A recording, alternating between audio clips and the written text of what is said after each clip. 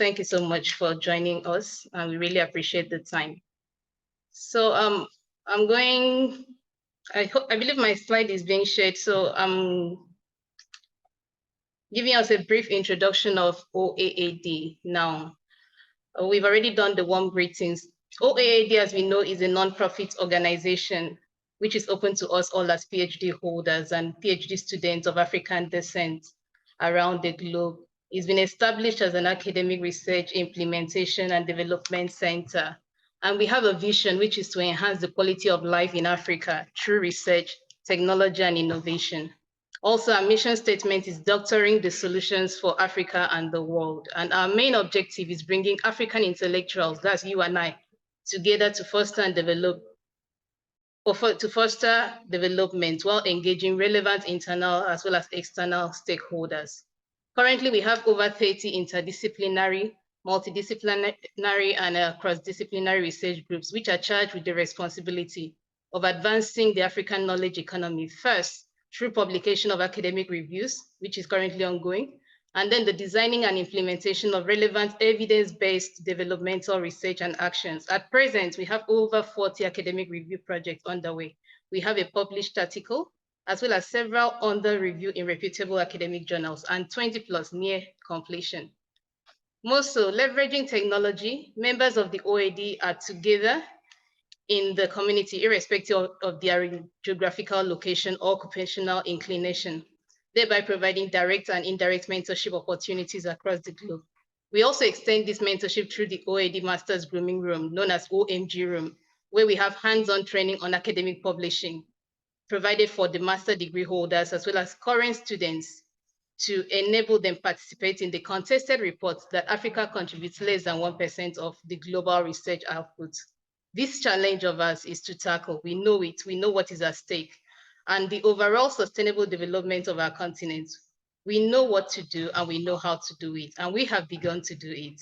Yes, we have begun. So thank you to each and every one of us for joining hands in AOAD to build up, and we know what we are after. So to each and every one of us, a big thank you and welcome to our OAD Global Webinar Series. Thank you so much. Moving on, we have, part of the completion of the introduction says the challenge is us to tackle. We know what is at stake and we know what to do and we have begun. So moving on now, we have our resource person already on ground, Professor Michael Daramola, and we are so privileged to have him. Thank you so much, sir, for the time. So a brief bio on our resource person before we go into the main activity of today. His biography. Michael Daramola is a full professor and head of Department of Chemical Engineering at the Faculty of Engineering, Built Environment and Information Technology, EBIT, at the University of Pretoria, South Africa. He's also a chartered chemical engineer, a current registered engineer, and a C-rated researcher by the National Research Foundation, South Africa. He currently works as an honorary professor at the University of KwaZulu-Natal and a visiting professor at the University of Witwatersrand, and a center fellow at the Department of Kwame Nkrumah University of Science and Technology, Ghana. He has served as an associate editor of Chemical Engineering Communications and editorial member of the International Journal of Oil, Gas, and Coal Technology. He's a lead guest editor of Membranes. He's currently serving as a member of the editorial advisory board of ACS Sustainable Chemistry and Engineering. He's a member of the editorial board of the Open Journal of Chemical Engineering and an editorial member of World Safety Journal.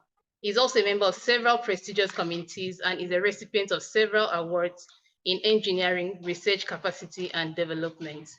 His primary research is focused on chemical and bioprocess engineering with main activities in nanomaterials and bioresource engineering / waste valorization. Prof. Daramola has authored and co-authored more than 170 articles in DHET accredited journals, 2 patents, 2 books, 15 book chapters, 48 papers in referred conference proceedings, and more than 62 oral or poster presentations at national and international conferences.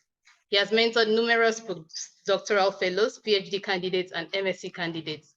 Currently, he's mentoring a postdoctoral fellow, 1 AIR Fellow. He's supervising and co-supervising 11 PhD candidates, 11 master's students, and 3 honorary BNG students. He has been invited as a keynote/guest speaker at more than 15 scientific conferences. And most of OAD is privileged to be one of these scientific conferences now, both within and outside Africa. So we are privileged to have Professor Michael Daramola with us this evening, and we are ready to listen to what he has to tell us on results-oriented research as a product of high-quality research proposals and proper management. Thank you, sir. Over to you.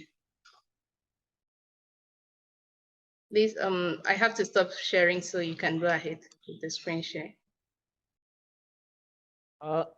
Thank you very much, and good afternoon to you all now from South Africa. Let me quickly share my screen. Yes, sir.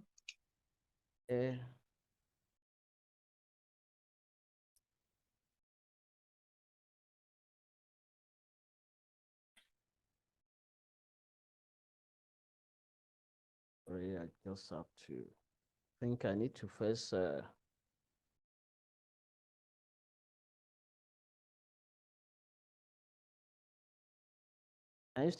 can you see me?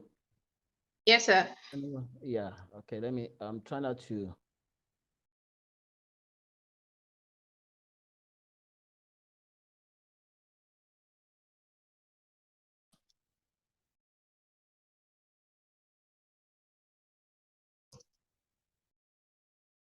I've not, yeah, I want to share that screen. I don't, let me open it and then I can share only the window.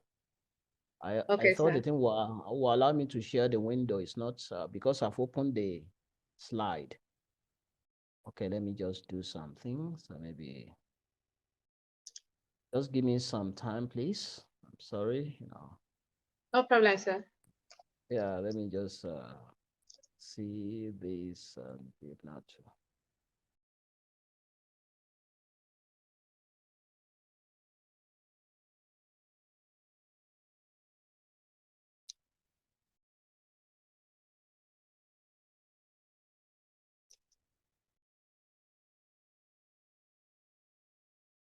Maybe why I'm trying to do that, maybe we'll get some people now to still join us.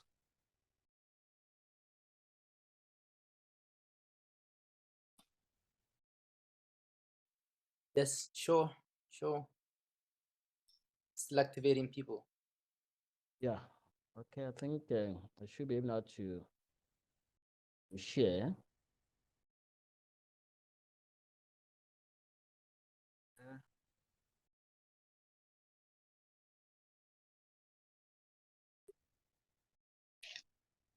Can you all see that? Yes. Yes. It's on now. Okay, I'm putting it in presentation mode so that it will be okay.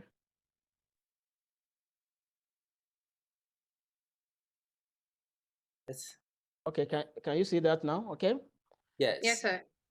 Okay, thank you very much, and I want to thank all of you, especially now the association or the I would say executive members or board members or whatever you call it now, the association.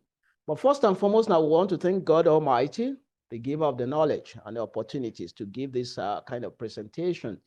Then I want to acknowledge my university for giving this kind of platform, especially now the opportunity in terms of allowing me to come and make the presentation.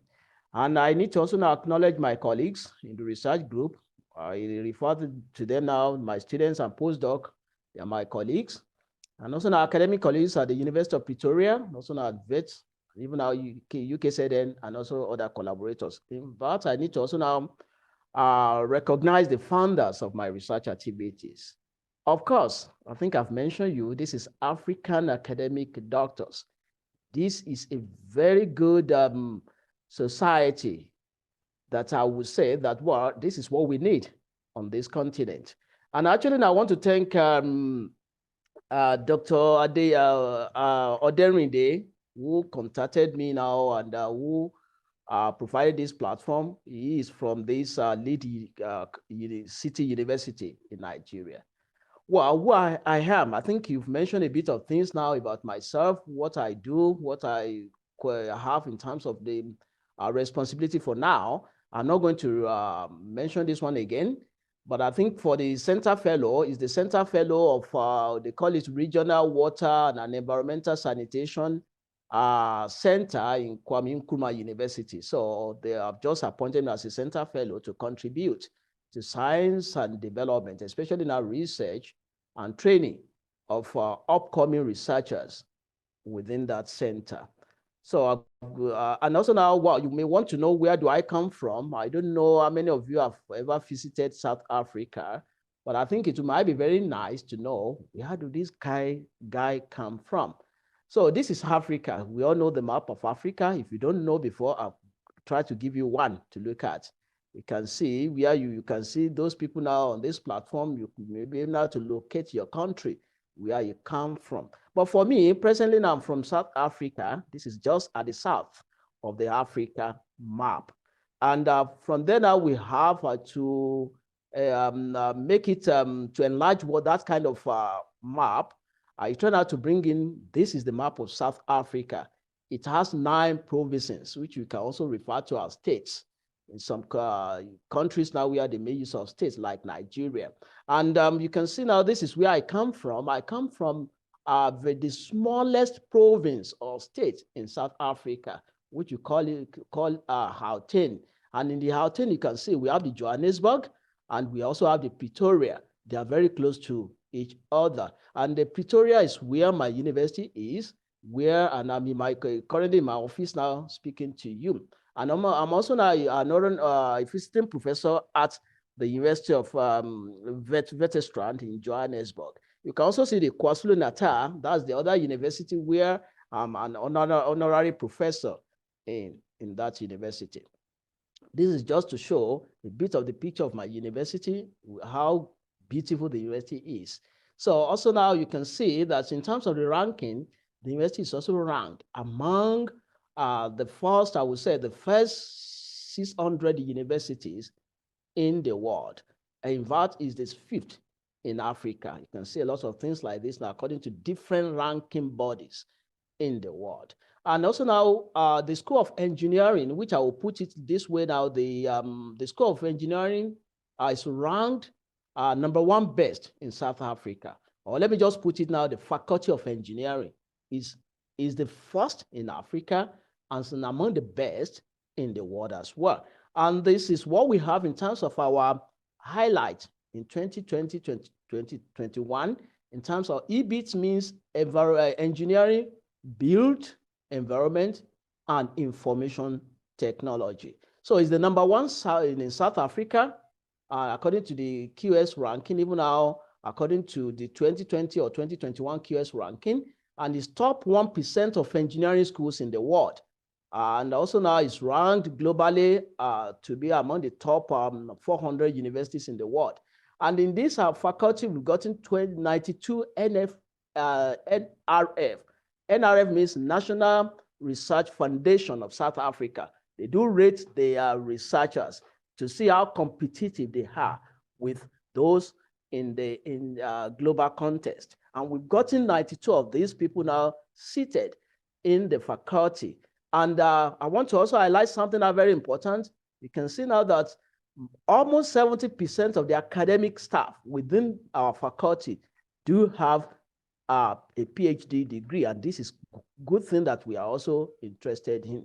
And another thing is in terms of our EBIT broad research themes, we've gotten our research area now, or themes now, well consolidated in such a way that it will provide a platform to providing solutions to some or a lot of environmental issues or global issues or societal issues. Like this now, we deal with water and environmental engineering.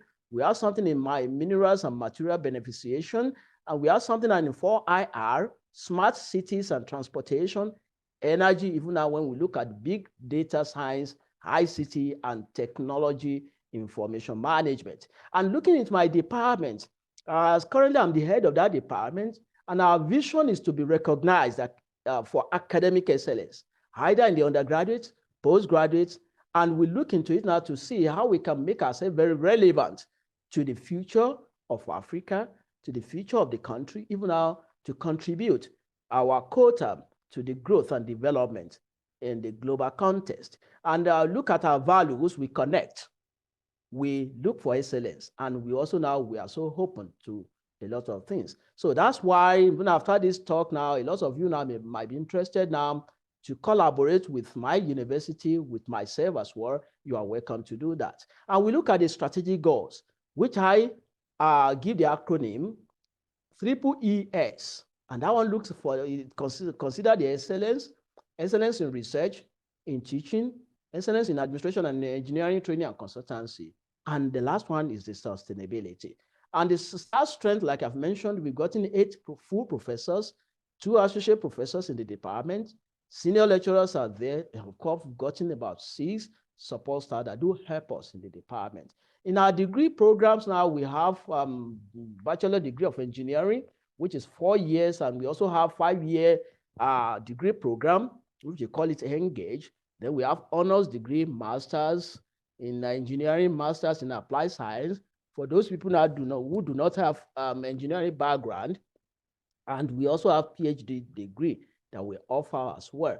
Then we have the custom-made short courses that are available. Looking into this now, we have our research areas, which I've mentioned, and we look at sustainable environment and water utilization, sustainable and efficient energy processes, advanced and applied materials, process synthesis, modeling, and optimization. This is for the department. We've gotten 4 research themes in the department. And we look at that now, they are so interconnected in such a way that they can provide a lot of, I would say, or contribute a lot in terms of the knowledge creation and capacity development. Actually, now we want to strengthen the capacity building for research and knowledge development in the areas that I've mentioned in the department, in this country, South Africa, in Africa, and even now the world at large. That's what we do. We've gotten a lot of infrastructure. We've gotten, in my department, we have 19 laboratories dedicated to research and teaching. We share some state-of-the-art lecture halls together, well-furnished libraries as well within the faculty, also now within the university. We've gotten the well-equipped computer laboratory for our undergraduate and postgraduate as well, uninterrupted internet facility across the campuses. Well, I've told you about my university, about my department. Then you might be wondering, does Michael have what it takes, or does Michael have what it takes to discuss the topic that I've brought to you? Let's see whether I do that. This has been my academic qualification. So you can see I've been able now to study in different kind of countries, starting from Nigeria, and also now to Europe, even now in France and some other countries as well, to get the training and also now to have the academic qualification. I was a postdoctoral trainee at TU Delft. For about 3 years, we have done a lot of things. I've contributed to the development of research areas, also now to capacity building in that area as well. And I'm members of some professional bodies, like I've said. But if I have to say something, like I want to quote from Isaac Newton, he says, "If I have seen further beyond what I've just gotten, it is by standing on the shoulders of giants." So I've acquired the training, qualification, but working together with some giants, I've been able now to acquire a lot of experience and skills. These are the people I've been able now to work with, and they have been able now to contribute enormously to my growth. In terms of knowledge creation, I think it has been mentioned. I will not want to say anything about that again, but if you are interested in knowing more about that, you can look at my Oaad, Scopus, or Google Scholar. Just type in Professor Michael Daramola. It comes up, and you can check that. And you can also see I've gotten a published book, which was published in 2020 on valorization of biomass to value-added commodities, and another book now on silins, how to do the synthesis, characterization, and physical chemical properties in 2013. And in terms of the human capacity development, till date, have been able now to supervise to completion 17 PhD, 33 masters. And you can see that, and most of these students of mine who have graduated, they now be able now to be leaders in some areas, in the area of choice, even now in the global world, in Africa, or even now also now in Asia, in Europe. They are scattered all over the country, even now in the US. So this is what, and in terms of research grants, I've gotten a lot that I've been able to secure to maintain my research focus, to fund my students, to ensure that we have a lot of knowledge creation, also now capacity development in this area. And as this has been mentioned, which I've been able to contribute, and these are my research activities. Personally, now I do a lot of things in membranes and catalysis engineering, look into waste valorization and bio-based economy, nanotech and nanomaterials, and also now clean energy technologies. I've mentioned this one before, and my research, I deal with fundamental research and industrial application as well. So my idea, or the focus of my research, has been to provide a platform through which you can contribute to actualization of the UN 17 Sustainable Development Goals. Either goal number 3, goal number 4, goal number 6, 7, 12, and 13. Let's now go to the real topic of today. I've told you about myself. Maybe you will be confused. Maybe I can also do a justice to this kind of topic. You want to also understand, a lot of questions. What is research? What is a research project? What is a research proposal? Why do we need a research proposal? Some of you now might even not be having it in mind that, how do I begin writing a research proposal? Do I have to look at a literature review or survey before I do that? Do I even have to conduct some kind of preliminary investigation towards developing good quality research proposal? To start with, I would just say that research is just a systematic investigation into and study of materials. I got this one from Oxford Dictionary, but when we look at it now, it involves situation first, processes, natural phenomena, that's what we look into, and you have that one in order to establish facts or reach new conclusions, and that's why we do research. Research. You are searching for something, but you are researching for it, doing it to get new conclusion from that as well. So, which means research requires 4 things. According to Albert, you need your brain, with which you have to think, eyes, with which you see.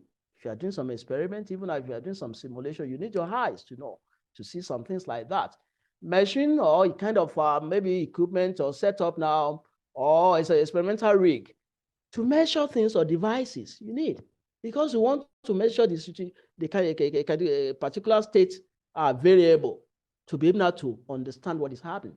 And of course, you need money to finance the research.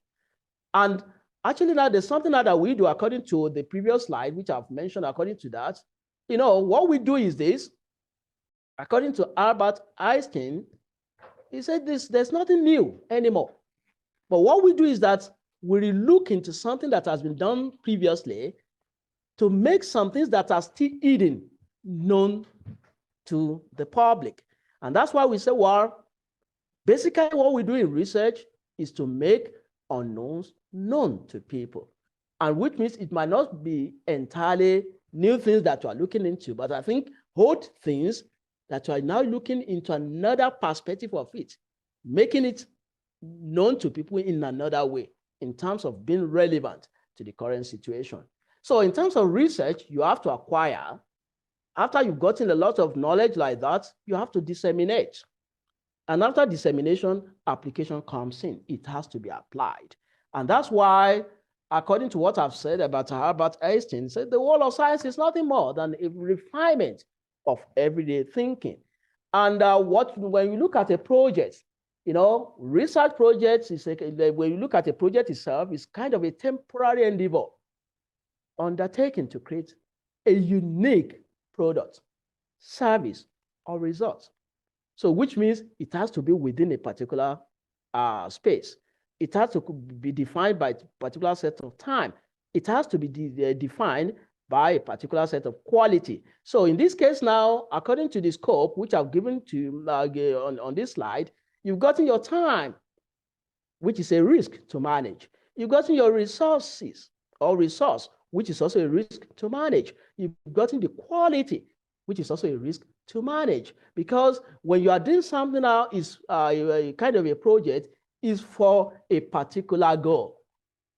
And that goal is measured by some parameters with which we want to know whether you have achieved that kind of goal. And it's a risk if it is not well planned for. So which means now looking into that now, we are constrained by three main things within this kind of project: the time, the resource, and also now the quality. And that's why when it is a temporary endeavor, which is targeted towards a goal, is not something that is routine. You don't do it over and over and over again. For instance, you have registered to have your PhD, maybe within 3 years. After getting your PhD, will you go back and repeat the same PhD again? No. That's why it is not called non-routine, and it has unique elements. And for instance, if you have to look at it as for instance, doing a PhD, doing your PhD, or you have completed one, during your PhD, we have kind of what? Of quality assurance of that degree. Maybe you have to publish, especially now for a PhD, it must provide original contributions. So that's why you don't want to jeopardize that quality, because you want to get that done. And like I've mentioned this now, what the research project in this case will now be a research that is in the frame of a project, which is an active process through which researchers or a researcher attempt to make unknown known to people. And it should be well coordinated. It must have a starting time, a definite starting time, and also a finishing time as well, carried out to meet specific performance objective. You need to specify your cost. You need money to do that, and it must be within the budget. Also now, you have to also now specify the performance parameters. At the same time now, you define your schedule, which is quite very important. So you have your goals. Either you want to develop a process or a product, you want to look at establishing a fact, or towards achieving a higher degree in specific, maybe a PhD, a Master of Philosophy, or even now just ordinary masters in a specific field or discipline. And looking at a typical research project, in a typical research project, like I've mentioned in my previous slide, you need to know about the situation. There must be a situation, a problem, which we always regard as a kind of a problem statement or statement of problem that you want to actually now look into. And it has to be investigated. And when you now look at that situation, you want to now transform into a kind of investigation, you must have a research topic. There must be a research topic. And after that, you look at a lot of selections, looking into different kind of existing literature around that kind of topic. You will come up with a research method. And from the research method, you execute your method to do a lot of collection of data, analysis of data. You have your data from that. And from that data, it has to be analyzed. Because without analyzing it, there's not going to be any conclusion. But after analysis of that data, you come to conclusion. And actually now you want that conclusion to speak to the situation. So you can see it's like what? A cyclic situation or a cyclic problem where you have a situation, you move from that to the research topic, from the research topic to the research method, you go to your data, then your conclusion, then you need to apply to the situation with which you started with. And that's why we look at it as in terms of research like that. But looking at that, you've gotten a situation of typical research project. But in terms of having your proposal, you have to consider, in this case, in terms of the research process, you want to now look at an aspect that actually now form the research proposal stage. Look at this. This is where we have at the research proposal stage. You've gotten a situation which has been transformed to a research idea, which is a topic, and you will start looking into literature to come up with what? With a method or a kind of a methodology that you need to use. And when you are doing the literature review, you want to look at, has people done this one before? Am I repeating what they have done? Or am I still going to contribute things to what people have done as well? You want to scrutinize that literature critically to be able to understand which area you need to contribute to. Don't forget, I mentioned nothing is new. We are trying to make unknown known. Therefore, in anything that people might have done, in an area that people might have done a lot of things, you still have your own contribution to be made. If you are able to dissect very well or x-ray those things that have been done to find an area that still need, or a gap that still need more contribution. And that's what we do. You look at that research, the literature review, which is very important. And that one answers the question that, do I need to do literature review before writing a proposal? Yes, it is very, very important. Even it is the starting point of developing a proposal. You cannot develop any proposal without doing a lot of literature review, because you will not be able to understand the gaps in the field. You will avoid yourself from reinventing the wheel. Without doing the literature review, you might just be duplicating effort, which you don't need. And after that, you have to come up with theoretical formulation of research problems. In this case, now I always say, well, you've gotten that formulation of research problems, which start with your research questions, your objectives. What are you going to do? How do you now plan this experiment or plan this research? Then you design your research very well in terms of research design before you start to execute. After you've done everything, and then you start executing your plan, your proposal. And it is very important, because if you don't plan very well, a poorly planned research stands little chance of success. And you don't want that one to happen. And we do have our research proposal, because anything may go wrong. Then we use our research proposal as a reference document. You go back to it, you look at it, what did I plan to do? Did I do it very well?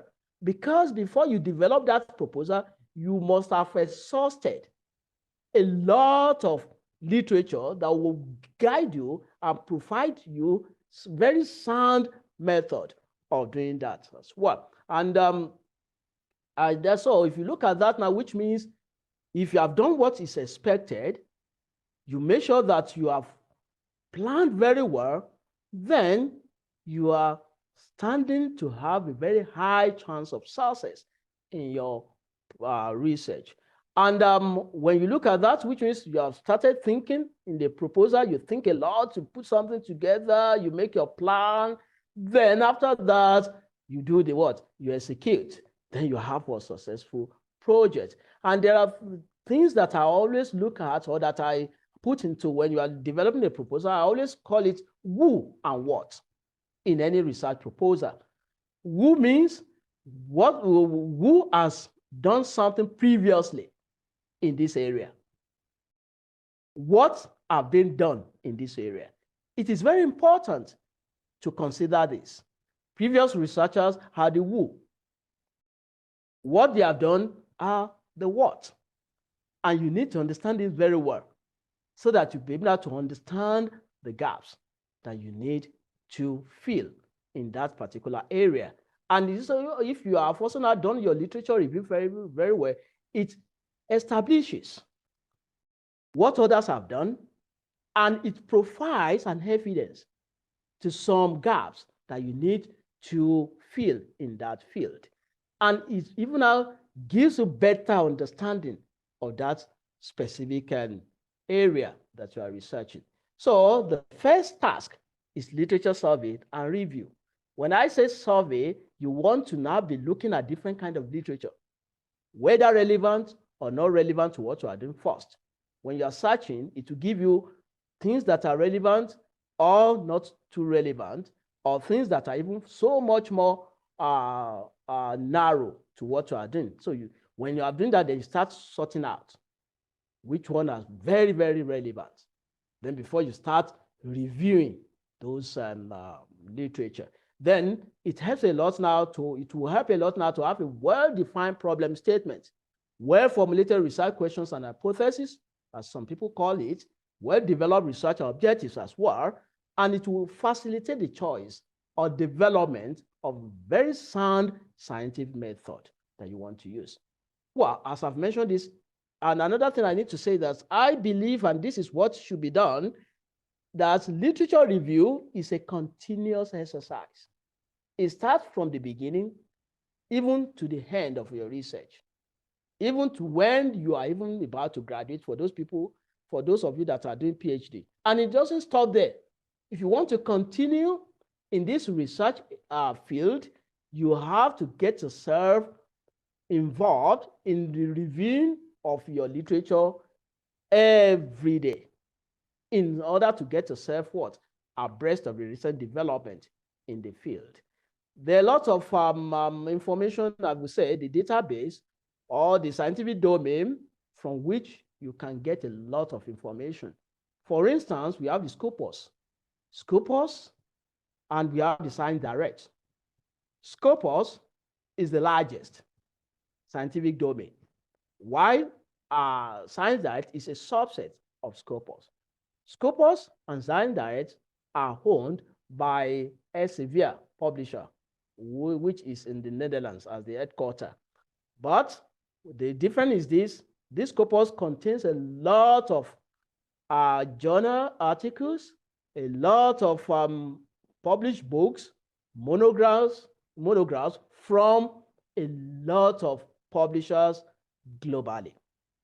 Whereas your Science Direct is just, the Science Direct now contains only publications, either journals, books, monographs from Science Direct. I mean, from a Elsevier publisher. Elsevier is a scientific publisher.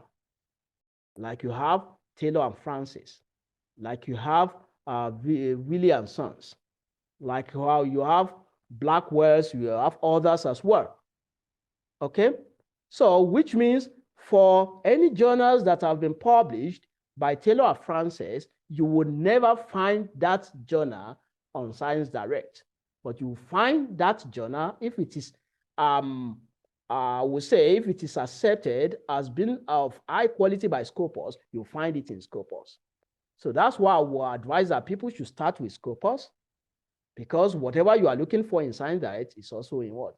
In Scopus. So that's that. And you can also now look at the Google Scholar conferences, seminars, scientific magazines, newspapers.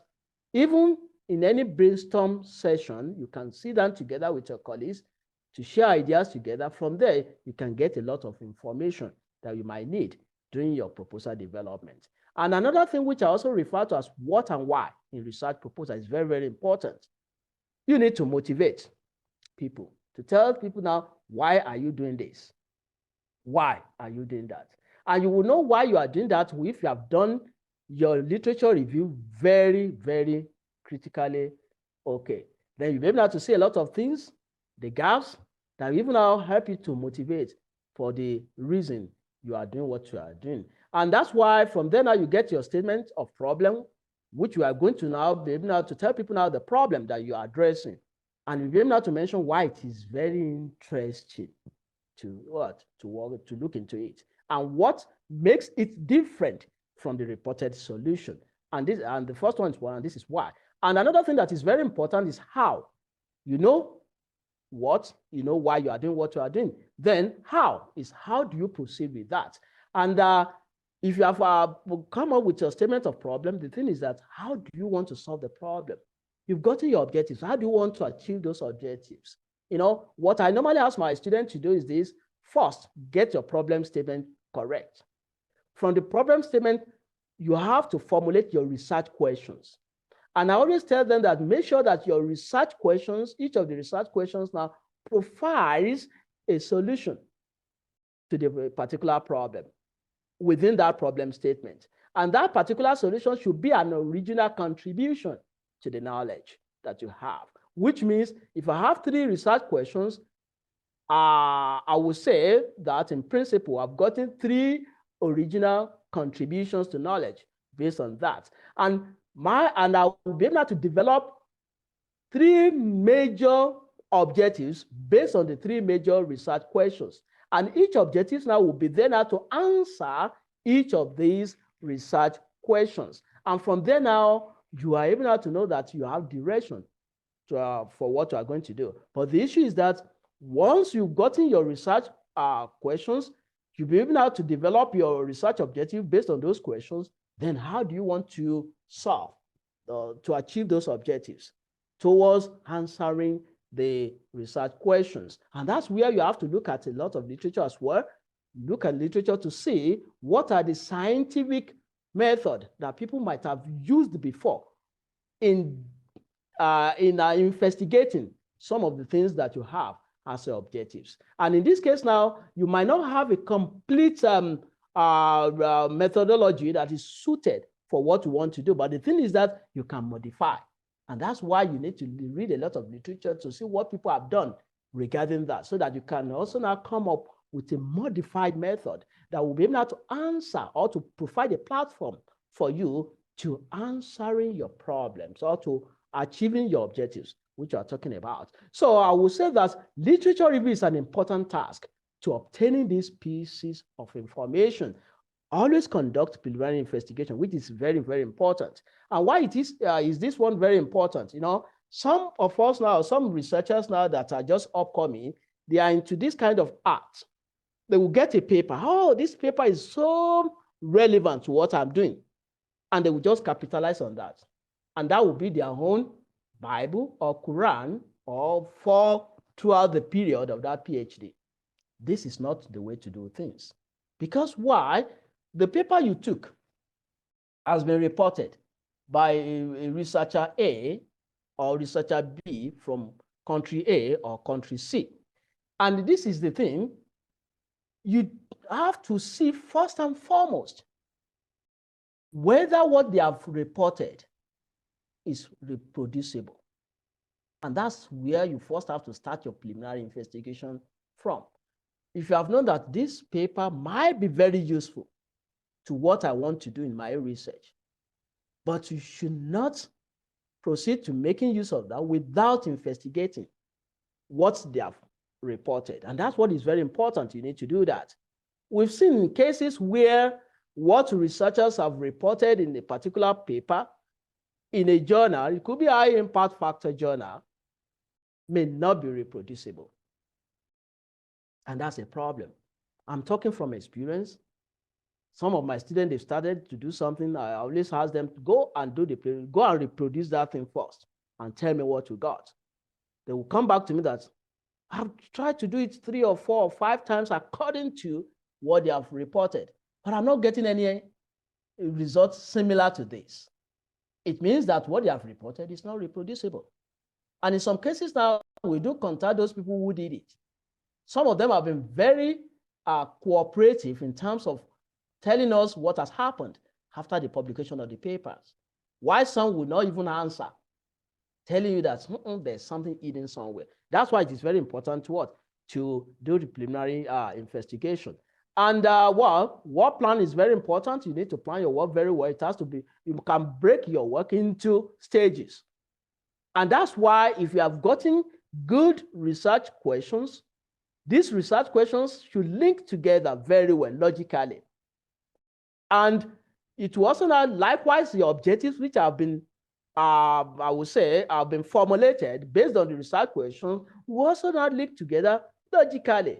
Then you'll be able to have a very good plan for what you want to do from one stage to the other, one stage to the other. So that's how you want to do that. And it is also very important to also now mention in any kind of your proposal, we want to see what will be the outcome of what you are doing. Don't forget that you have motivated why you are doing that. And it must give us a result. And don't forget that a research must have what is within the defined parameters. You have your time, you have your resources, and you have the quality. And within that also now, you have the expected, within the quality is within, I mean, I would say the quality is within what were expected as your own outcome. Then, if it is knowledge creation, you want to have research report, maybe your thesis or dissertation, it has a quality that we are expecting. If it is publication, maybe journal articles, we have quality we are expecting as well. Conferences or even patents. Likewise now, if it is to target the human capacity development, you want to train students, that's why you are doing that. We must see that those students, they have graduated. Or you are training a researcher, like maybe a postdoctoral fellow, we must see what that postdoctoral fellow must have achieved in terms of the skills, or even a technician. Those are the things. If it is towards products or process development, you must be able to come up with what we call maybe a prototype or a demonstration scale of that kind of process, which you can show that this is the outcome of what have been able to get out of that research. And this is what I say when, what plan, and benefit is very important. Your budget is very important. Don't forget resource. Under the resource, we have money to be included. So you just have to give a budget, which of course must be well defined. And because you are started by your development of proposal from looking into what has been done, therefore now references is very important. You will cite, I know, you will list, and you have to give credit to the information you have gotten, because you might not be the originator.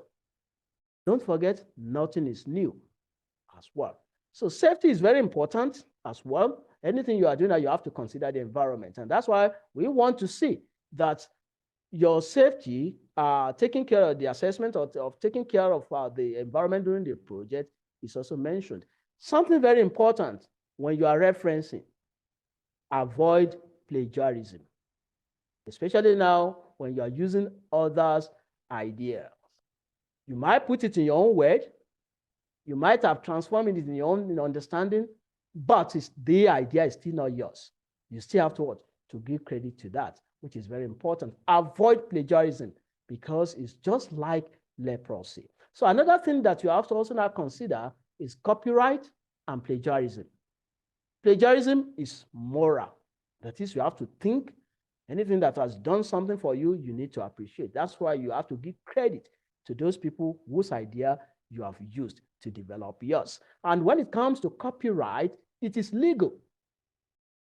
You need to get permission from the publisher. If you are using any idea or any material from published items and you are not modifying it, if you are modifying it, you can say it is adapted, and you give the what? You cite it, you mention the author. But if you are not modifying any of these materials at all, you have to write to the publisher, request for the permission to use it. Because if you don't do that, later in the year, if it is discovered, you might be prosecuted for doing that. And so now another thing that is very important, in the methodology, like we have been mentioning, you have gotten your research questions, you've gotten your research objectives, you need your methodology, which I've mentioned before. So what will you do to achieve the what? The objective. That's your methodology. Knowing that you have achieved the objective, you are now answering the research question you've posed. And the answering the research question will provide a platform to provide a solution to the identified problems. Thereby, you are able now to clearly identify your contribution to the field. So there's I just gave this one as a kind of a content. The main content of a research proposal could be you give your background and the motivation, which will come up from a lot of research, a lot of literature review you've conducted. Then you come up with a statement of problems and aim of that, what you want to do. Research question and objectives, very important. Research methodology, very sound. Benefits or deliverables or milestones, your work plans, safety assessment of the research project or research or the project, estimated budget, and your references as well.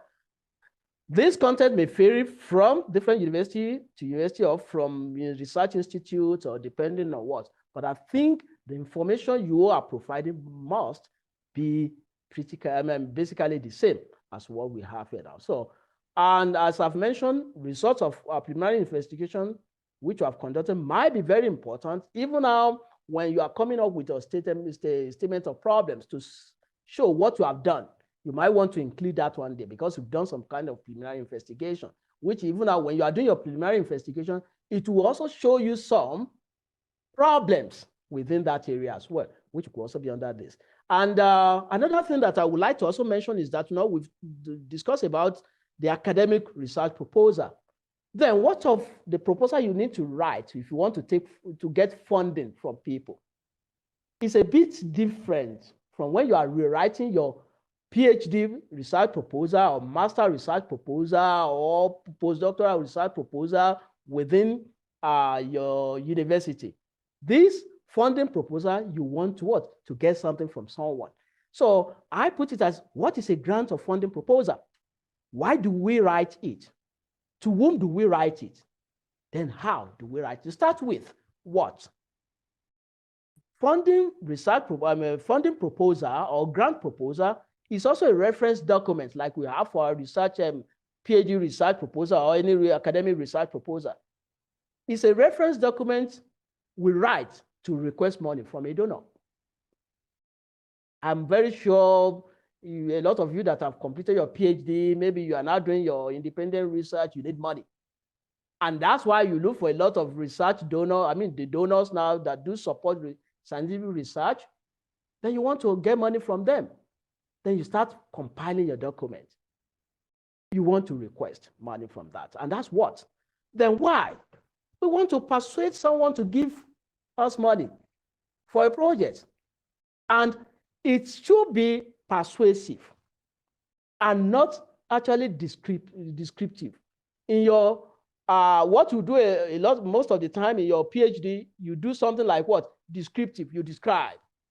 You tell them the problems. You want to show this and that and that and that and what we can achieve. But in this case, it's a bit different. You need to persuade. Because your donor wants to know, why should I give you my money? For what purpose? Though you need to describe the proposed project, you need to do it in a persuasive manner because you want to bring out money from the donor. And another thing is to who. You need to identify a donor because when you want to write a grant proposal or funding proposal to get money, you first have to identify a donor. And in some cases now, we look out for potential donors, look out for the period, look out for when the call is made. For instance, you have what we call the European Union Horizon 2020, which is now 2021. It's a call they always make. We have the one from African Union for a kind of research and excellence as well. You have there are a lot. Now, the National Research Foundation, TWAS, a lot of things like that. They have a lot, they make calls for that. Even Bill Gates also make calls when it comes to earth sciences as well, or anything environmental. So even now we have a lot of World Bank also now, they do make, those are donors. You've identified them. Could be governments, funding bodies, or even a company. They must have a problem and they want to contribute to that. Then another thing you have to know is that you are writing to a donor, and within this donor, they've gotten their kind of assessors. These are what? And in the assessors now, you have two types. People that do not even understand your technical matters. What they are understanding is that they want to make that decision. But their decision will also be based on the technical expertise or the decision or the information from the technical experts. So who will be the donor, which you have identified, then who again will be the assessors within the donor. And that's why you have to write your proposal in such a way that it should be persuasive because of the decision makers that are there. And it should be technically sound, or it should be technically detailed and correct because of the technical experts that are also within the assessors as well. So that you will not, if you can say that you are persuading the decision maker will also, those decision maker now may not know more about the technical aspect. But before they can make any decision, they will also ask the technical experts. And that's why it should be persuasive and it should be technically detailed as well. Not too detailed, please. But if you have a lot of too detailed things, you just put them in the appendix. You don't make your what? Your proposal for grant to be too voluminous, because even as some of the donors, they will say, we don't need more than 10 pages. Why? Because they don't want to bother themselves with a lot of jargons. But the thing is that 10 pages doesn't mean that you should not include the appropriate technical details within that. And if you look at that, please, this is something you have to know. Don't start writing a funding proposal before you have done the necessary research, thinking, and planning. Okay, remember that a grant funding proposal or funding proposal forms the basis of your relationship with a donor. First, you have to find out more about that donor, because you are about to get into a relationship with that donor. And if the donor says, discover that what you have written is not that superb or sound, because you have not done a lot of research, thinking, and planning of that, then the relationship you are about to what? To form with the donor will just what? Be a short one, or even never existing at all. So rather give the impression based on fact that you are thorough. You know that you are very thorough, careful, and committed to doing a good job right from the start. You remember, we normally say something like that, first impression lingers on. So they want to look at that one as well. Therefore, be very clear about why and for whom you are writing the proposal. It's a lot of research you need to do and look about that. Understand the donor for whom you are preparing it. Know yourself. Know yourself very well. That is your strength and weakness. Do what we call the SWOT analysis. Strength, weakness. We look at opportunities, and also now you consider the threats that you can have within yourself, so that's why if you know that you have a bit of weakness in an aspect and it should complement what you need to do, that's why you need to talk about, look out for somebody that will be with you in that proposal. Finally, you need to plan the project, understand the context very well, you set objectives, and you design a process. And that final one is just similar to what we have discussed for the research proposal as well. So do and don'ts. I took this one from I can say CIVOS. CIVOS now is an organization that do train people, also now help people now to develop proposals. So these are the what? Are the do's and don'ts. Make contact with a real person and then address the proposal to him or her. You understand that? So, which means you know your donor, you know the particular person you're addressing the proposal to. Just say, don't say to whom it may concern. If you are writing, maybe you are writing a cover letter, I say to whom it may concern. To whom it may concern is not a real person. People want to be identified to say, dear Mr., dear Mrs., this proposal is, you are addressing. People always want that as well. Don't just take a one proposal fit all. This is a mistake that some of the people make. Because you have applied for funding and it doesn't go through, then the thing you do is that, another one is coming out and is some similar to that. Instead of going or thinking well before you write, you just take it. I think this one can fit into that.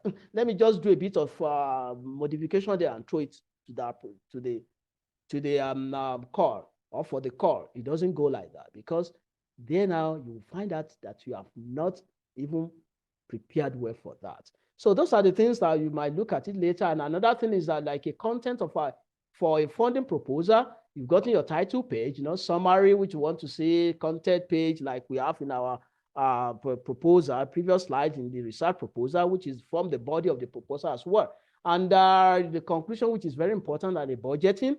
Appendix is where you want to put detailed information that you don't want to bother the assessors with.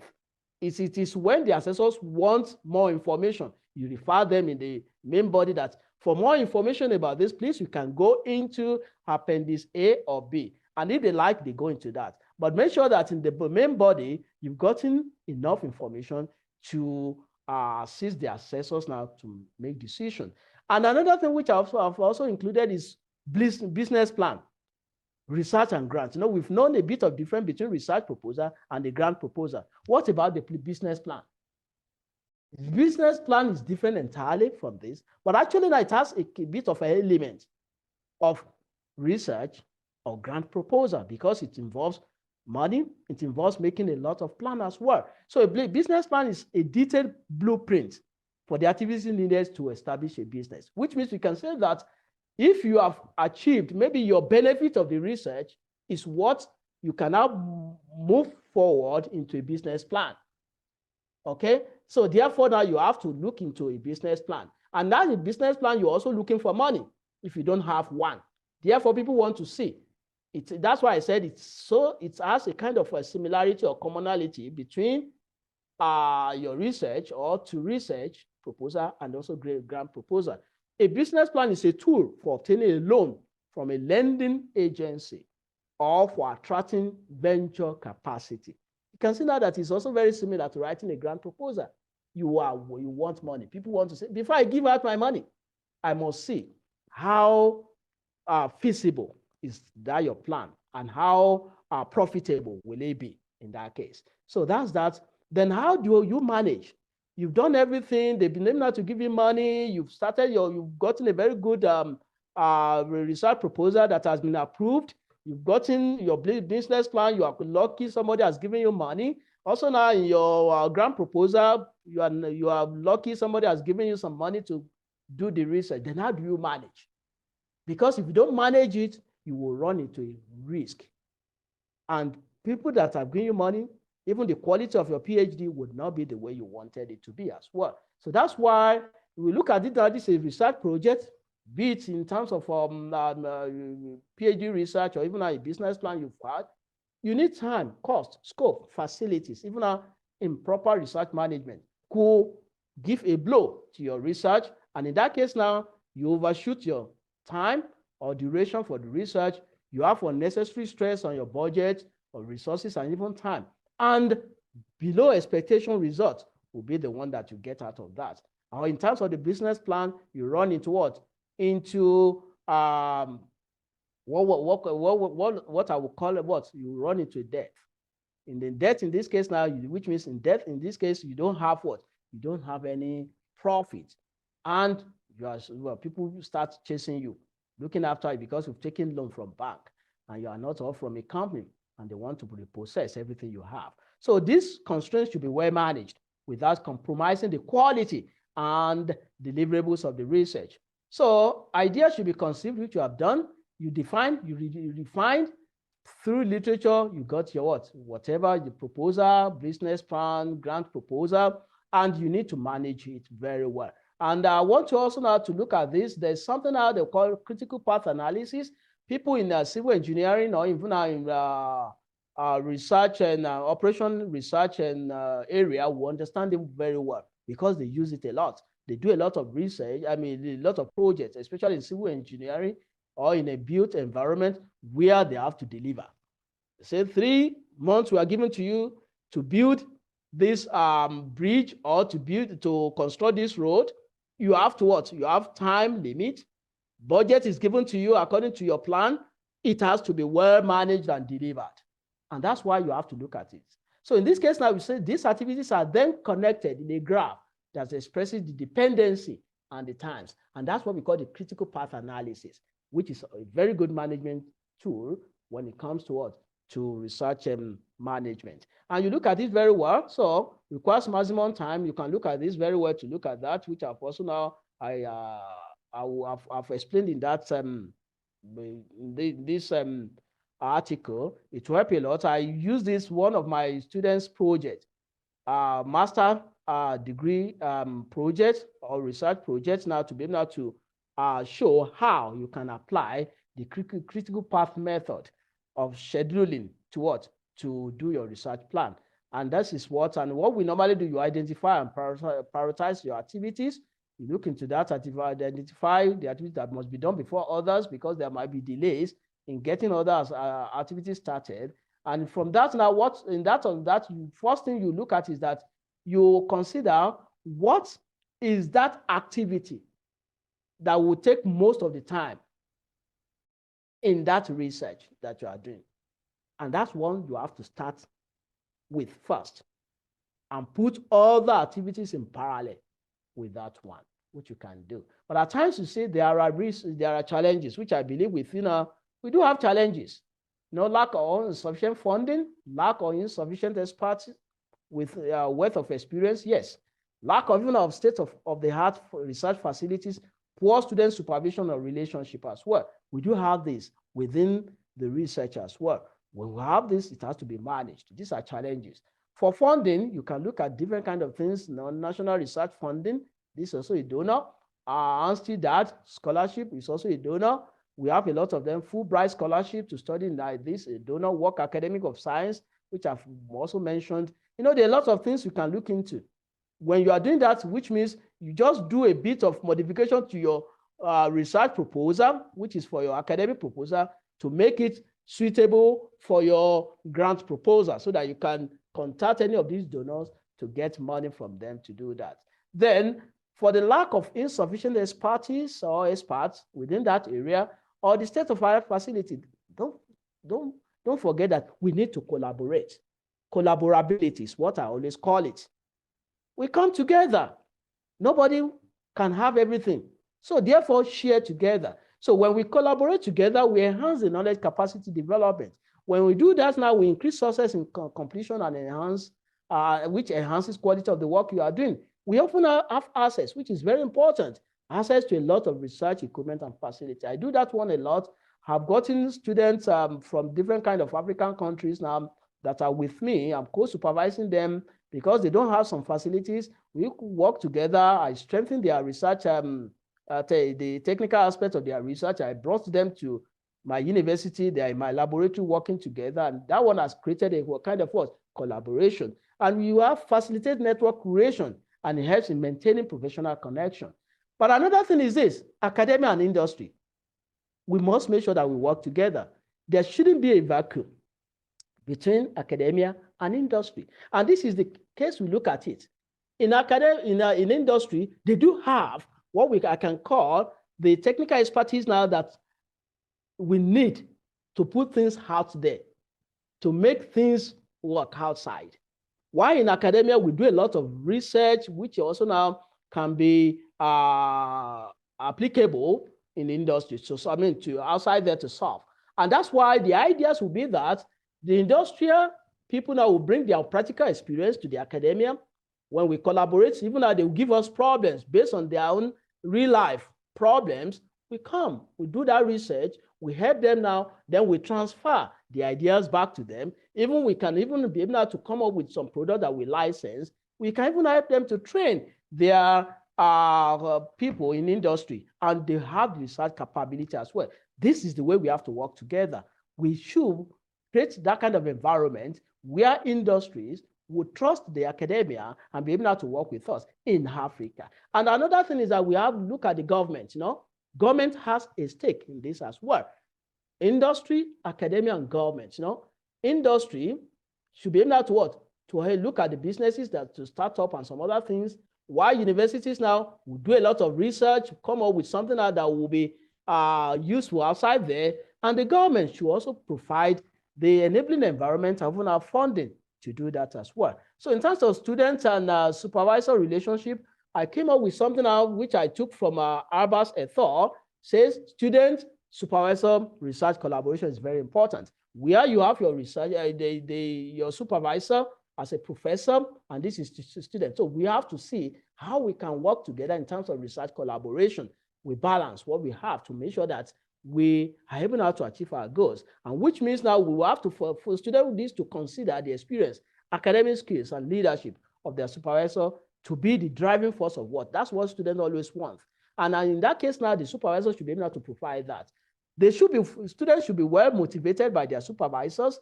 If you don't have any financial support for them, help them to look for where they can get financial assistance from, and you work with them to achieve that. And you should be able to see that your supervisors establish an environment, and that's what we do as supervisors. You have to establish an environment that balances creativity and criticism. You do criticize, which is good, but I say criticize constructively, not destructively, okay? To encourage your student. This is what students always want. Students want us now that they feel supervisor can monitor their reviews and use their management and balancing skills to avoid potential conflict. We should also do that as much as possible. And I would say the professor not only helps students choose their research topics, but also provide them with moral support. We need to do that when it is needed. And I'll say something like that research students are expected to take complete ownership. That's what I always tell my students. You take complete ownership of your research, as well knowing that nobody is an island of knowledge. They are expected to facilitate healthy and constructive argument with their supervisor to put them on their toes. The supervisors need to be put on their toes as well. Collaboration amongst research students should be encouraged. This is for the supervisors, and also now for the student as well. Amongst the students, establish, okay? And also supervisors should facilitate that as well. And it is very important, if you are currently doing your PhD, try to have at least 1 year postdoctoral experience after your PhD. And those of you that have also now completed your PhD, if you are still within 5 years of the completion, which is the time we always give to a doctoral, a new PhD student. A new PhD holder. If you are still within 5 years, you can do a postdoc. If it is more than 5 years that you have graduated, of course, you cannot. We don't consider those people as early career researchers if you are more than 5 years of completion. And there are other topics I always discuss. If you are interested, you may be able to talk about this with me, and I will be able to do that.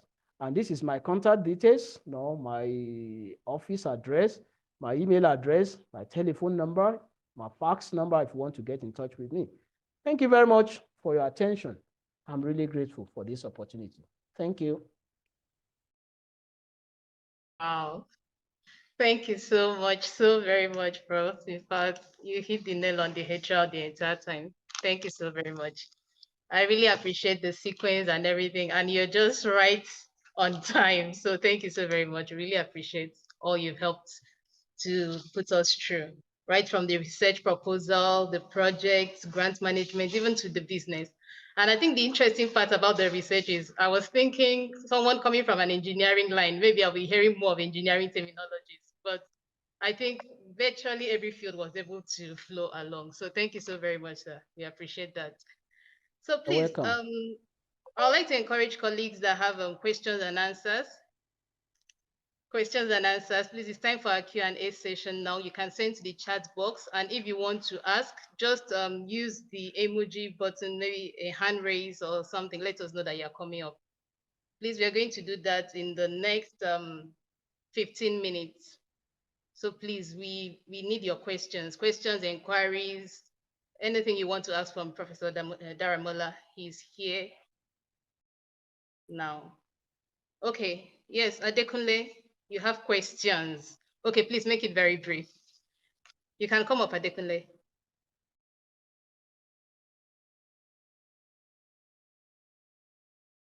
Hello, Adekunle, are you there? Shedrack, yes, you can go ahead to type your question. I'll read it out. Adekunle, can you come up with your question? Yeah, can you hear me? Yes, please, go ahead. Okay. Thank you very much, sir, for the presentation. And I have some questions. Let me say I have up to 4 questions, sir. The very first question, okay, sorry, I'm Adekunle by name. I'm a student of Georgian Science Tech University, a master's student studying computer science and technology. My first question is, sir, what is the maximum word count for a proposal? And secondly, I saw on a school portal that one should limit the word count to 700. Are the references included? Thirdly, how can one communicate the idea in the proposal when the word count should not more than 700? Another one, like this one, just want to put it in form of questions, sir. Like I contacted the professor to inquire if he can supervise my proposal on a certain topic, but he asked me to write a proposal on one of his ongoing projects. So I read one of his paper and I replicated the experiment. In the paper, they use our programming language and I use Python to replicate the experiment. I got many results that contradict to what was reported in the experiment, but what I got has the same thing to do with another paper. So is it possible I communicate the results with the professor? I mean the professor that I'm trying to send my proposal to. Is it sensible? Does it make sense to communicate the new result I got from the experiment, sir? Those are my questions. Thank you, sir. Thank you very much, Mr. Adekunle. Let me, I've noted down your questions. Let me respond to that. In terms of the word count for proposal, it depends on different universities or different institutions or research institutes. But I don't see a university that will ask you to put 700 words. Do you know 700 words? It's just like half a page or even more than maybe about a page, depending on the size of the font. But I think what I've seen so far is that some of them will say, okay, well, we just need 5-page proposal to be submitted. Some will say we need not more than 10 pages to do that. And that's why it is very important for you to sit down, plan, and think of what will be very, very relevant in what you are going to put. And what I've put forward now, especially now the way I've given you the content, those things are very, very important. Though you might just have them as a paragraph or 2 paragraphs maximum. But in your paragraphs, either 1 paragraph or 2 paragraphs should contain the what? It should contain the main items that should be in that proposal. And in some cases now, I mentioned something about main body. Main body could be limited to 5 pages, but you might have a lot of appendices. Appendices now could be like 50 pages because you are just making references to the appendix in your main body. And that's the way you can do that as well. Then coming back to your, I think I've addressed that issue of the word count. Also, now do you communicate the idea? Then the third one, which you mentioned, which is also now the fourth you've mentioned, is that you wanted to work with someone, and that person has said, I'm going to have an ongoing project. Could you look at that? You looked at that, you use Python to reproduce what they have done, and you got contradicted results to what they have done. There's nothing bad in communicating to that professor, but you do it nicely. What you need to do is that you commend them on what they have done. Because without them doing that, you will not know, you will not have a platform to use your Python to reproduce. For them to have provided a platform, they need to be commended, whether what they have gotten is contradictory or not. And I need to mention something. Don't forget, we are trying to make unknown known in research. So to me, no result is bad, no result is good. Result is result. But what we do is that you look at it now, how do you explain what you have gotten? If you have gotten what you call wrong results or bad results, it's also providing a platform for someone to investigate it further. You understand? But if you have it at the back of your mind that what you are doing is the making unknown known, then you find it very, very, so you just write nicely there, Professor. Actually, I need to commend you and your research team for an exceptional work done in providing a platform for researchers like us to do a lot of things like this. I saw some of the results we've done using this kind of what? Maybe they use C++ or what other programming language to do that. You comment on that, you even show their result. But I went further now to use Python. And you mentioned that Python could be, you mentioned the difference between the Python and what they have used. And you now say, well, I got something that is quite very interesting to what you have reported. Could you just have a look at it? So when you write something like that, you are not condemning what they have done, but you are even strengthening what they have done and helping them to see things. And when a professor sees that, he will be so motivated to go and look at what you have done. And from there, you will be able to provide even now a lot of things for your what you have done. And that's the way to go about that. Let me just emphasize it, please. Don't destroy any ideas that anybody has published out there. Whether you repeat that one, it's not reproducible. Don't say that they have done something that is wrong. They have not. If they have not put it out there, how will you be able now to build on it? Please always acknowledge and commend any researchers whose paper you might have read. Thank you very much. Thank you, sir. Yeah. Thank you so much, Prof. That was concise. Yeah, I want to says, read. Okay, go ahead, sir. Okay, you can Some read questions it. on the chat box. Okay, the one from Shedrack says, how exactly do we do a literature review? Is it by reviewing results or the theoretical issues? That's Thank you very much. Thank you very much, Shedrack. What I normally do, which I've also now been telling my students to do, is this. When you take a paper, first I said you have to survey, to do literature survey. When you are doing literature survey, it's when you go to the search engine, you have your research topic, and you try not to put the keywords there to see how many papers that are relevant to that will be brought out. Maybe when you do that on Scopus, we got something close to around 1,000. Are you going to read all the 1,000 papers, or are all the 1,000 papers relevant to what you want to do now? What you need to do is that you now take these 1,000 papers, the title, you now look at them one by one. You will see some papers, they have just very enticing title, but when you go into the content, it's quite very, very entirely different from what you want. You eliminate. And that's how, maybe after eliminating, you eliminated now to about maybe 200. You now sit down and be looking at these 200 papers. You take the first article. What I always ask my students to first look at is that they should read the abstract, okay? When they have read the abstract, they should now look at the introduction. Especially now, they should start from the last two paragraphs of the introduction, because that one will tell them a lot of work that has been done in that area that these people are now looking into to have established or to motivate what they are doing. Then after that, they should now go to the conclusion first. The conclusion now will tell them what has been, if it's a very good, well-written paper, the conclusion should tell you what the conclusion of the research has been, what they are communicating, and they should also tell you what has been the shortcomings. Shortcomings mean what? What has been the, we'll say, the limitation of that study. Even it will tell you what they will recommend.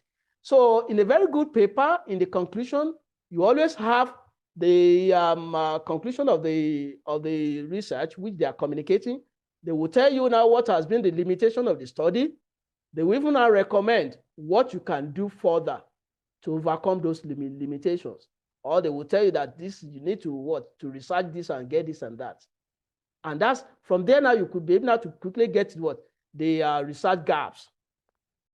And when you find those, when you check all those papers and find them very, very useful, relevant, it is then you can now go into, okay, let me now read the entire paper, or let me go into the experimenter to see how did they go about solving the problems. And when you want to now go into the experimental session, it is when you are about to formulate or to develop your own methodology for that proposal. Thank you. Thank you. Yes, sir. Thank you so much for that. Then a question here says, what do you look out for before you grant postdoc positions? Yeah, well, it depends on the individual. For me, I will not take a postdoc that has not published. Okay? And if you are a postdoc, you must have at least published maybe at least 4 papers in high impact journals, which means that's what you did at least, because my PhD student with me now, before they can graduate, they must have at least published 3 papers, journal articles from in high impact journals, at least. You might even have more than that. But if you want to do a postdoc, you have not shown that potential of being a researcher, I don't think you can do anything with me. And another thing is that a postdoc also now is I would say, is a platform to train you, but you must show potential that you can be trained. Thank you. Okay, sir. And the last question says here, please, a little clarification on difference between problem statement and objectives of a study and their connection to significance of the study in writing a research proposal. That's from Emmanuel. Thank you very much. Thank you very much, Emmanuel.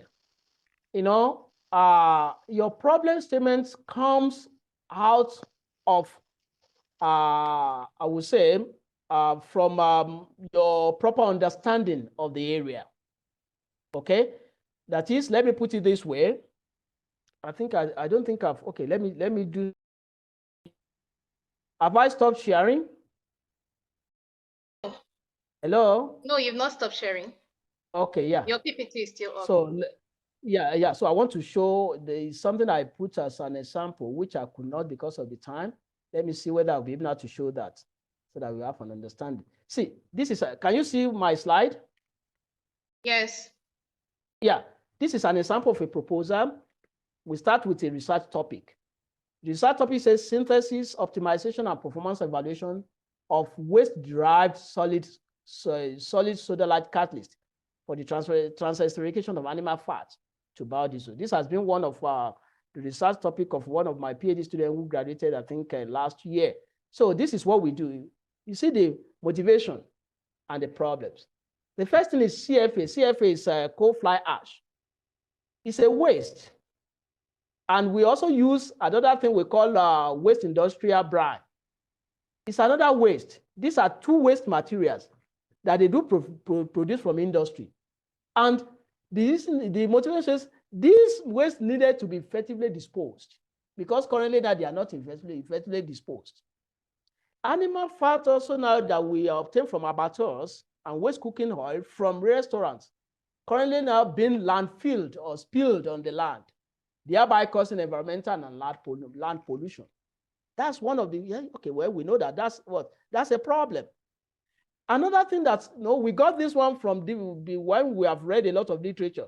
So homogeneous catalyst conversion of waste to biodiesel could give 100% conversion, but saponification reaction as a competitive reaction is a problem for high free fatty acid content feedstock.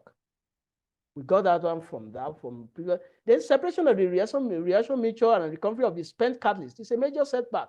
We need to recover our catalyst so that we can use them. It's a problem when you are using homogeneous. But heterogeneous catalytic conversion of waste to is promising, but the lower conversion when compared to homogeneous is a great challenge, especially with this. Most studies are concentrated on batch production, while continuous production could be more economically viable. We have now motivated, isn't it?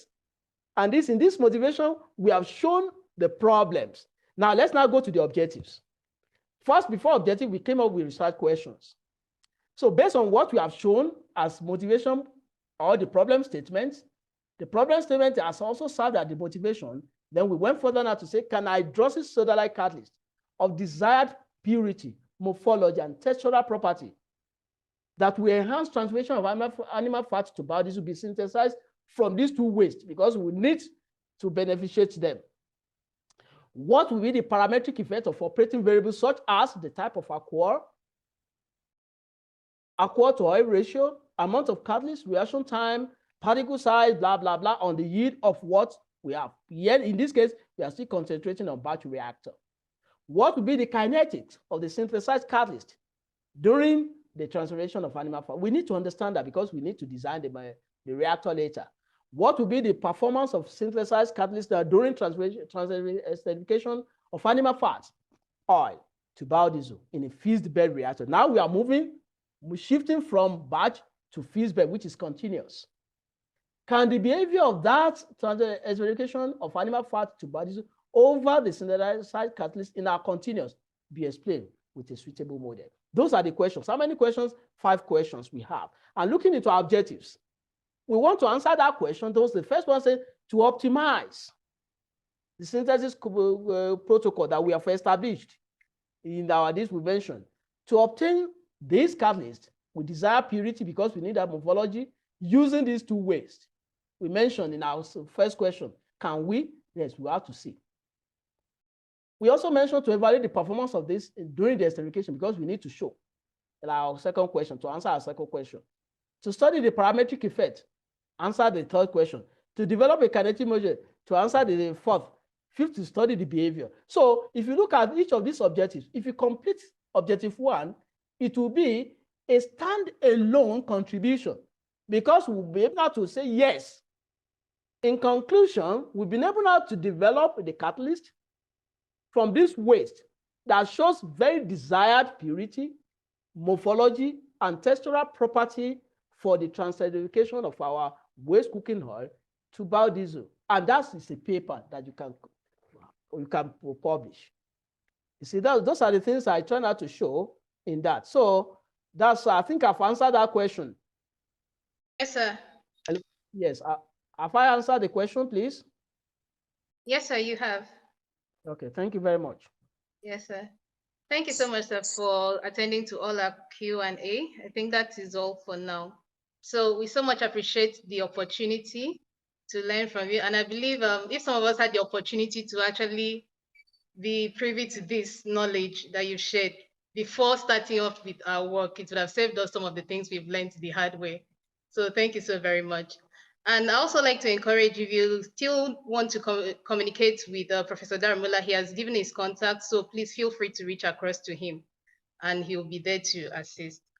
So going on, I would like to invite Dr. Taha Hussein for the closing remark. And please, after the closing remark, I would like to appeal with us to open our camera so that we can take a screenshot for documentation purposes. Thank you. Is Dr. Taha online?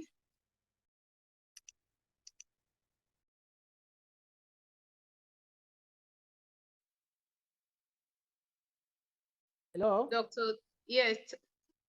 Victoria, is it, sorry, before that, is it possible to have the recorded and the event after Yes, event? sir. Yes, sir. Okay, Yes, please, sir. I would like to have that. Thank you. No problem, sir. We'll get that across. Dr. Elijah, I think Dr. Taha is not responding. Yes, possibly he is not on at the moment. Possibly he's not on at the moment. Yes. Okay. Yes, yes. Please, we need the closing remark before the photo session. Okay, let me stand in for him. Yes, so Dr. Taha is the Vice President for North Africa, and I think he's going to handle another tax. So I want to thank everyone who has participated in today's webinar, particularly Professor Daramola. We are really grateful. We are really grateful. It was very informative. And thanks to all other people who have participated from different fields. We know that we had people from the business world and people from academics and students and professors as well, lecturers in different universities. We're happy that we had a very good mix of Africans participating today. And we are looking forward to great outlets of using what we have learned. And it's an ongoing conversation. Of course, a conversation about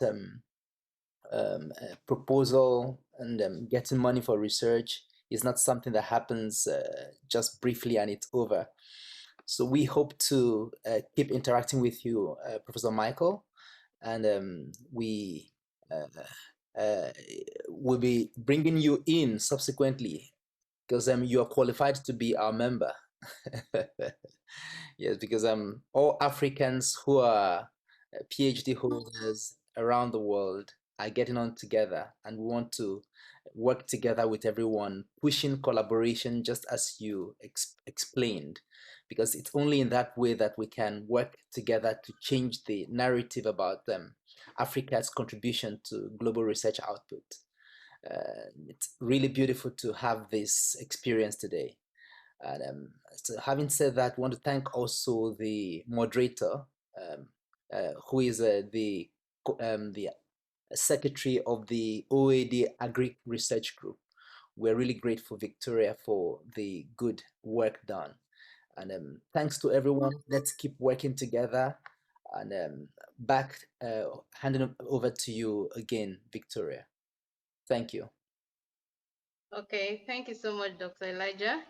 And Professor Michael, thank you so much once again. I can't appreciate you enough. Thank you. In fact, your personality and everything speaks so much. So thank you.